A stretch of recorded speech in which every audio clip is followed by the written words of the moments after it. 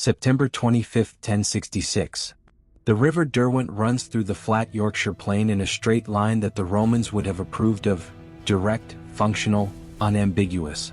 At the point where the old Roman road crosses it, there was a bridge, wooden, narrow enough that men had to cross it in single file or two abreast at most. Harald Sigurdsson was on the wrong side of it. He had left his armor on the ships. The morning was warm for September, unseasonably warm, the kind of English autumn day that makes mail feel unnecessary when you are 9,000 warriors who have just won a battle 3 days ago and the enemy is supposed to be in negotiations, not marching toward you at speed across the Yorkshire plain. The English army appeared on the horizon at mid-morning. Not the local levies that Harald had defeated at Fulford Gate 5 days earlier. The full English army under Harold Godwin's son, the King of England, the man who had taken the throne in January after Edward the Confessor died, the man Harold had crossed the North Sea to displace. He had marched his army from London to Yorkshire in 4 days, covering 250 miles at a speed that military historians still find remarkable. He had arrived before Harold expected him. The Norse scrambled for their weapons. One man held the bridge. He crossed the North Sea with 300 ships. He won the first battle. He left his armor on the ships. And then an English army appeared out of nowhere on a warm September morning and everything changed. This is the final episode, the battle, the death, and what it meant that the last great Viking king died in a Yorkshire river. Subscribe, like the video, and let's finish this. To understand why Harold was in Yorkshire in September 1066, you need to understand a dynastic argument that runs back 25 years. In 1038, the Norwegian king Magnus the Good had made a treaty with the Danish king Harthacnut, the son of the Great Nut, the ruler of England, Denmark, and Norway simultaneously. The treaty stated that if either man died without an heir, the other would inherit his kingdoms. Harthacnut died in 1042 without an heir. Magnus inherited Denmark. He also claimed England, but before he could act on the claim, the English had already placed Edward the Confessor on the throne, and the political situation in Scandinavia required Magnus' full attention. The English claim went unexercised. Magnus died in 1047. His claim, or what Harold interpreted as his claim as Magnus' heir, passed to Harold. The argument was legally questionable by any standard. The treaty had been between Magnus and Harthacnut personally. It was not clear that it created an inheritable right. The English had not been consulted. Edward the Confessor had been ruling England for 25 years, and the English had developed a distinct preference for not being governed by Norse kings. Harold did not find these objections persuasive. He also had a more immediate argument: Tostig. Tostig Godwin's son was Harold Godwinson's brother. He had been the Earl of Northumbria, the northern English earldom that included Yorkshire, until 1065, when his own subjects had revolted against his rule, driven him into exile, and persuaded King Edward to accept the revolt rather than suppress it. Harold Godwin's son had supported the revolt against his brother, a decision that ended the political relationship between the two brothers permanently. Tostig spent the early part of 1066 looking for someone willing to help him take Northumbria back. He approached the King of Norway. Harold received Tostig's proposal with the attention it deserved, not because Tostig's case was particularly strong, but because Tostig knew the English military and political situation from the inside in ways that Harold did not. He knew which English earls could be trusted, which northern communities might welcome an alternative to Harold Godwinson's rule, which coastal approaches were defended and which were not. He was useful intelligence. Harold formed his fleet through the summer of 1066. 300 longships. The sources vary between 240 and 300, and the truth is probably in the upper range. 9,000 warriors. The largest Norse force sent west since Knut's conquest 60 years earlier. He picked up Tostig in Scotland. He sailed south into the Humber estuary in September 1066. September 20, 1066. The English Earls Edwin and Morcar, the rulers of Mercia and Northumbria respectively, had assembled the northern English army to block Harold's advance. They met at Fulford, just south of York. The Battle of Fulford Gate is one of the most underappreciated military engagements of 1066. Underappreciated because it happened 5 days before Stamford Bridge and 3 weeks before Hastings, and history tends to remember the last battle in a sequence rather than the ones that preceded it. Harald won decisively. The English position was strong. They had positioned themselves with the River Ouse on their right flank and a swampy ditch on their left, creating a narrow frontage that should have negated the Norse numerical advantage. Harald identified the weakness immediately. The English right, positioned along the river, was their strongest point, which meant their left, along the swampy ditch, was their weakest. He feigned weakness in the center, drawing the English forward. When their line extended into the swamp pursuing the apparent retreat, the Norse right hit the English left with full force. The swamp that was supposed to protect the English position became a trap. Men who retreated into it sank. The English line collapsed southward. Edwin and Morcar escaped. Their army did not, in any meaningful military sense. York sent its submission the next day. Harald was the effective master of northern England within a week of landing.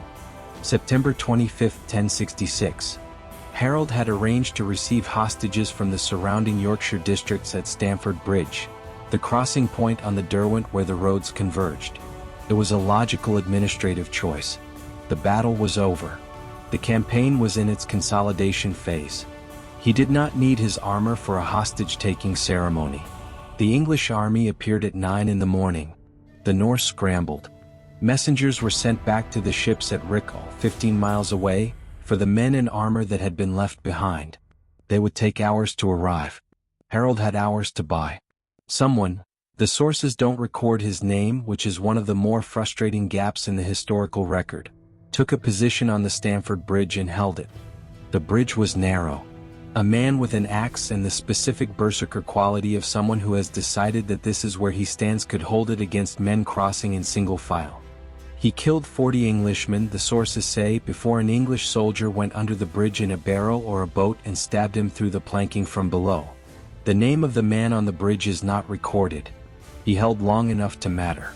Harald formed his army into the defensive circle, the traditional Norse formation for receiving cavalry and missile attack, the shield wall arranged in a ring rather than a line. He was outnumbered. The men from the ships had not arrived. He was fighting without his armor on a field he had not chosen. He fought anyway.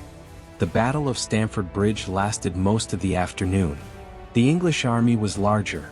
Harald Godwin's son had marched south with his full housecarl force, the professional warriors who were the backbone of the English military system, and the FYRD, the general levy, of the southern shires. Against Harald's 9,000, probably 12 to 15,000 English. Harald's men held. The shield circle, the Norse defensive formation, was extraordinarily difficult to break. It had no exposed flanks, no weak points that cavalry could exploit, no gap that a committed assault could force. Breaking it required the sustained attrition of sustained fighting, grinding down the men inside until the formation simply ceased to have enough men to maintain itself. Harald was fighting in the center. The sources record, in the specific way that sources record the deaths of great men, with the detail that suggests eyewitness transmission, that he fought in the front rank, directly engaged, the kind of command by presence that the Norse tradition valued and that Byzantine military doctrine considered tactically unnecessary. He took an arrow in the throat. The sources disagree on exactly when in the battle this happened. Some say early, some say late. What they agree on is that Harald Sigurdsson, king of Norway, died standing in the battle. He did not retreat. He did not surrender. He did not leave the field. The arrow hit him and he went down. Before Harald died, or possibly after, with Tostig commanding, Harald Godwin's son sent an offer. He rode to the edge of the Norse formation and offered terms. He offered Tostig his earldom back. He offered the Norse warriors safe passage back to their ships. He offered peace. The Norse asked what Harald would receive. Harald Godwinson's answer has been preserved in several sources with slight variations but consistent substance. He said that Harald would receive 6 feet of English ground, or 7 feet, since he was taller than most men. The Norse refused. The battle continued. Tostig died in the fighting. The reinforcements from the ships arrived, men who had marched 15 miles in armor, and were cut down by the English before they could reorganize. The Norse army, which had held all afternoon, finally broke. The survivors fled back to the ships.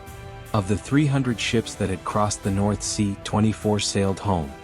3 weeks later, at Hastings, Harold Godwin's son died fighting William of Normandy. History remembers Hastings as the end of Anglo-Saxon England, the beginning of the Norman conquest that transformed the English language, the English aristocracy, and the English relationship with the continent. There was all of these things. But Stamford Bridge happened first. Harold Godwinson's army that fought at Hastings was the army that had fought at Stamford Bridge 3 weeks earlier. Exhausted, depleted, having marched 250 miles in each direction in 3 weeks. William of Normandy's victory at Hastings was not inevitable. It was made possible in part by what Harold Sigurdsson had done in Yorkshire. The last Viking king changed the outcome of the most consequential battle in English history. From a river in Yorkshire where he died without his armor. Harold was buried at Nidaros in Norway, his body transported home, given the burial appropriate to a king who had fought on 4 continents and ruled for 20 years. Elisaveta had been waiting in Norway. She received what was brought back. His son Olaf Kyrre, Olaf the Peaceful, ruled Norway after him for 27 years, a reign so stable and prosperous that it suggests the kingdom Harold had built with iron was sound enough to survive the transition to a gentler hand. The Viking Age is conventionally dated as ending in 1066. Not at Hastings, where the Normans, themselves descendants of Norse settlers who had been in France for 150 years, replaced the Anglo-Saxons. At Stamford Bridge, where Harold Sigurdsson, the last great Viking king, took an arrow in the throat while fighting without his armor on a warm September morning. He was 51 years old. He had tied his hand to his sword at 15. He never let go.